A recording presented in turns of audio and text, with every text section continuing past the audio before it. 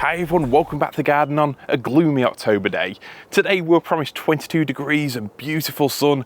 That certainly hasn't happened. But I wanted to produce another video following on from my sunny September tour. In that video I talked about an issue we've got here in the garden, a Gunnera problem. It's simply too big. It's got massive this year. It's completely dominated this middle of the garden and it's made it pretty tricky to get past. So today I wanted to explain that in a little bit more detail. Look at the options that I might proceed with and hopefully get your opinions, leave your comments below as to what you would do with the garden here. So let me show you a bit more. So regular viewers will notice by now in my garden here, first you have to push through this ferny avenue here. The garden's very constricted, leafy, green, and then it opens up into this area here, which I call the jungle clearing. At least it was a clearing before the Gunnera decided to get colossal this year, and it might keep getting bigger and bigger every year to come, which does present a little bit of an issue, because although the garden here is really quite long, about 70 metres long, unfortunately it's not especially wide. It's only about 7.5 metres wide, which in theory gives you room for a nice border each side, but in reality, when you're growing plants that are as huge as this massive Gunnera manicata, or as it's now probably known, cryptica, things definitely get a little bit tricky. So if I stand back a bit further, this is the view. I just love those huge leaves. They really bring that Jurassic look to the garden. The tree fern behind up there, we've got the Tricarpus nova, really fast growing palm there, and then we've got some more sort of summery bedding leaves, really lending that tropical jungle aesthetic. But this Gunnera here, like I said, it probably is my absolute favourite plant. I remember when I was younger, went to the library, show my age now, and printed off pretty much everything I could find all about this magnificent plant. A bit of a weird child maybe, but definitely my passion for this plant has been here for many years. And to actually have the opportunity to grow them here in a place that they really seem to thrive, it really is a privilege. But taking you onto the leaves, I'll show you the actual plants themselves. So we've got this plant here, which starts off as a very small division.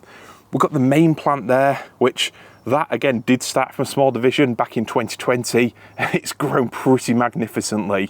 And behind it, we've got a third Gunnera, which I'll take you around and show you. Begonia grandis there, flowering away beautifully. Really is such an amazing shade plant. So we pass through here, further into the jungle, hear me brushing past it. There is Gunnera plant number 3. So essentially there's 3 plants in line, each one with leaves that are, well, you can probably see from the scale of my hand there, pretty massive. And as you can see there, there's definitely no way that people can fit past this without pushing the leaves, and certainly no way that I can fit past with a barrow. So that does present a bit of a problem. In my last video then, I talked about how plan A could be to actually remove the 2 outer Gunnera plants, leaving the central larger plant. And hopefully that would reduce this huge leafy mass, giving a bit more room for the plants either side. So in here, there's a dainty tree fern. I actually planted that one as part of my tree fern video a couple of years ago. It would give more room visually for that palm there. And then the one at the far side, at the minute, is absolutely obscuring my beautifully planted small jungle pond. Here we've got a recovering Dixonia antarctica tree fern. There's all kinds of lush ferns, beautiful low level planted in there, but you can't see any of it because of this massive Gunnera. I've got to admit, I don't really mind this side as much because I think the big leaves give it a nice bit of shade, nice bit of canopy, and I do quite like the layering that's coming through. But when it comes to the overall plant, it's massive, and it's more the practicalities of actually fitting past this plant. That's what's the problem. Now, in that last garden tour video, I did actually talk about how, if I push under here, I've got a stone wall running all the way around these borders, and at the minute it's just 1 block high. So I did mention the potential for actually raising this up here, making it 3 or 4 blocks high potentially, so that way the leaves just can't lean over horizontally as much. But does that mean that they'd scrape on the wall in wind and potentially get damage? Would they still flop over it when the weather gets really warm in summer? I don't know. I don't think it's a perfect solution. And I have seen people, one in particular on Facebook, who'd actually propped up his Gunnera. So they actually have a rhizome, which if I take you in a little bit closer, you can see the rhizome grows up there and these magnificent leaves burst from the top of it. And what he'd done is actually prop it up, created a frame, so that rhizome itself grows upwards. And I guess really the end goal here is to have the Gunnera reaching for the sky like the ones you see in Treba, where the stalks are each as thick as your wrist. The plant itself pushes through 8, 10, 12 foot high, and the leaves really do look colossal. That's the end goal. But instead here, maybe it's having this really sort of big mature tree on that side there. They often grow this way for the light, and that's where the problem comes in.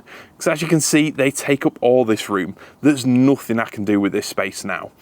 So option one would have been to take out the plant either end, but I'd still be left with this huge plant here in the middle.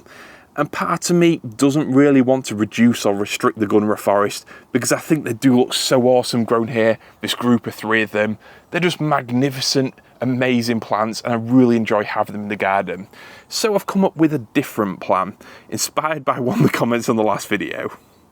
That comment then was basically on the lines of, it would be a shame to chop the Gunneras back to hack them up, and I would never do that.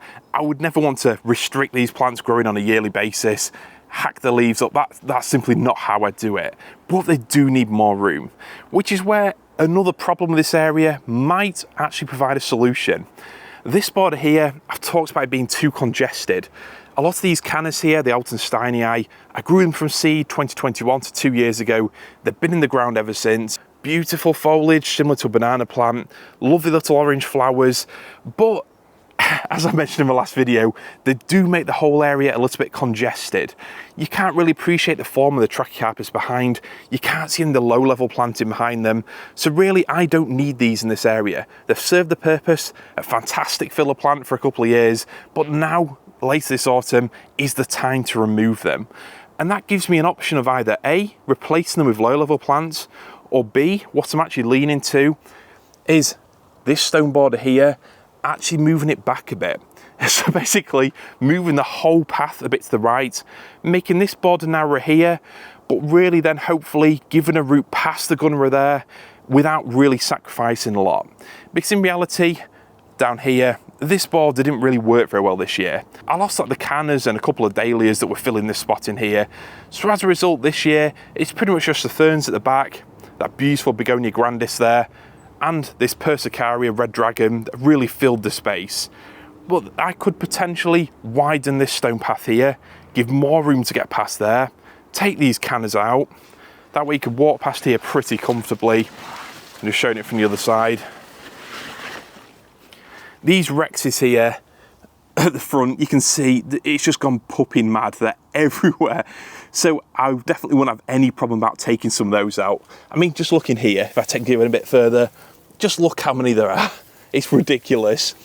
So I could certainly take out some of those Rexes there. I was even considering moving that bamboo to somewhere further on the garden anyway, and then just push this whole path around there. So that's what I'm actually leaning to.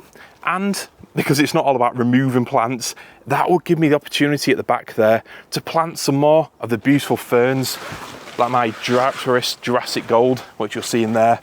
They have the gorgeous sort of yellowy bronze leaves in spring, really are fantastic. And as well, I've actually just bought recently a load more Begonia grandis Sapporo, because I think these leafy shade-loving beauties really suit this part of the garden. They're not flowers that I would conventionally recommend or use in my jungle garden, but there's something about the leaves and those beautiful, exquisite pink autumn flowers that really make them just absolutely fit in with the theme. And I guess for the past couple of years with this area here, I've been trying to grow too many summer plants, thinking about the big leaves, when in reality, just looking down there, just looking how well the begonias grow, those ferns, I could really go for a more simplistic look to this area here, really hardy, exotic looking plants, and that gives me the room to make the path bigger and really appreciate and enjoy the Gunnera. Now, obviously, it will still be covering over some of the plants either side, but I think that's a compromise that I can live with, because I do quite like this area here. I think the only plant that I would potentially move instead is the tree fern at the back there, which I actually planted 2 years ago. So that one hopefully won't take too much moving, he says very easily. So with that one coming out, and I might move that Berinda papyrifera at the back there because there simply isn't the room for it. If I take those two out, I think that'll actually give me the room for the Gunnera to really go mad. That's what I'm leaning towards, because ultimately my garden, it's all about the plants. Before any hard landscaping went into the garden, I got the plants in the ground, on most of them anyway. They really are the centerpiece of my garden here. And when it comes to the magnificent beast that dominates this area of the garden, this Gunnera, it really would be a shame to lose this effect and this exciting potential for my garden as the years go forwards. So that's what I'm thinking. Make the border on the right a little bit smaller, because you're passing this anyway. And let's face it, when you got leaves this big here, no one is looking at the small plants over there. So by tidying this area up there, you could hopefully walk past and really appreciate the journey through the garden even more. So today's video is pretty much just a question. What would you do in this situation? Would you try to prop the Gunnera up a bit more? Would you take out the two either side? And if you did that, you might still have this big beastie here reaching out into the garden. Or would you reduce the size of this border here, improve the walk through the garden, really open things up a little bit, and let this magnificent plant really be appreciated to its full potential? Now, obviously, there is still a chance that this Gunnera is growing bigger and bigger, and it will continue to do so with every passing year. But also, I don't think it's far off peak wingspan now. So I don't think it's a bad time to make the decision as to what I'm going to do. So this video really, I don't know if it's helpful for you in any way. I don't know if any of you have planted something in your garden that's got a little bit too big for its space, but equally you don't want to take it out. It's a tricky decision, but I really appreciate any of your input. Let me know in the comments what you would do, and we'll see what happens in this garden going forwards. So thanks a lot for watching this slightly rambling, questioning video, and I'll see you all very soon. See you later.